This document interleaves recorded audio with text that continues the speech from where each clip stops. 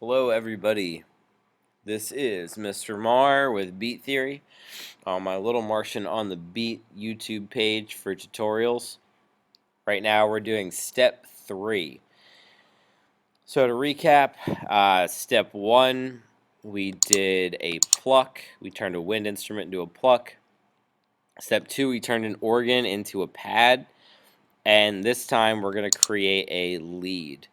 So open up the same way we always have, open Studio, File, open from my computer, and then open your most recent version.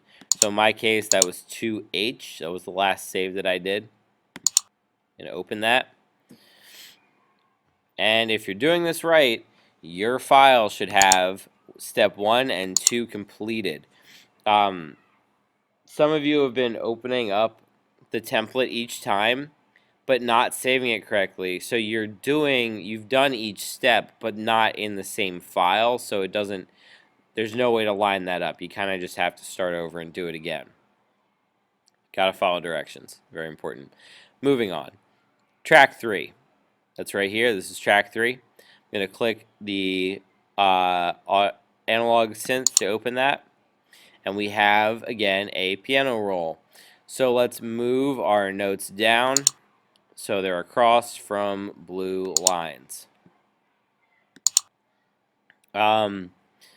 With melodies that are for looping, I like them to usually go up at the end.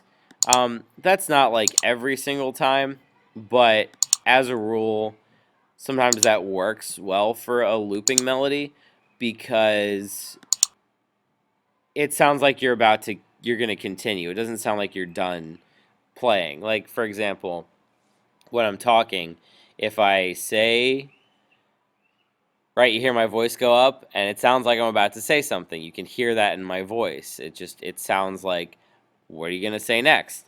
It doesn't sound like you're done. You don't want a loop to feel like it's done. You want it to always be repeating, like it's always about to say something. So sometimes a melody that's going up kind of makes it sound like something else is going to happen, but instead it just goes back to the beginning. So we have our piano roll notes edited. I'm going to unmute by pressing the red M, and let's hear what we got so far.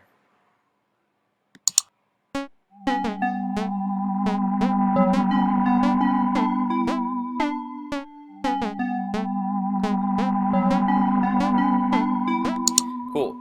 So this needs to be edited. Right now it almost sounds more like a pluck, but we need it to be a lead. I'm going to double click on analog synth. Over here I have my presets. So I'm going to take this, scroll down, and it needs to be a bells preset. So you can pick 1, 2, 3, or wet. I'm going to do mine with the wet because there's just one tiny change you have to make in order to make it work. So this one is pretty straightforward. Once you pick the bells patch, you're going to put the sustain all the way up in both the filter and the volume envelope. And that just means it's going to start at the same volume and it's going to end at the same volume. The attack is down all the way on both of these, so there's going to be no swell in or anything.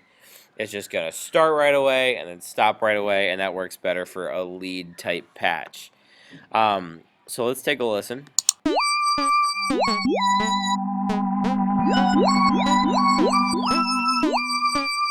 we hear that wow, wow, wow kind of sound. That is actually over on this right here, which is a pitch envelope. And it's actually pretty cool that these synths allow you to change things in that way. So what we need to do is take the attack, the A slider on the pitch envelope, and just move it down to 0. So there's no pitch movement in the beginning. Let's hear that again.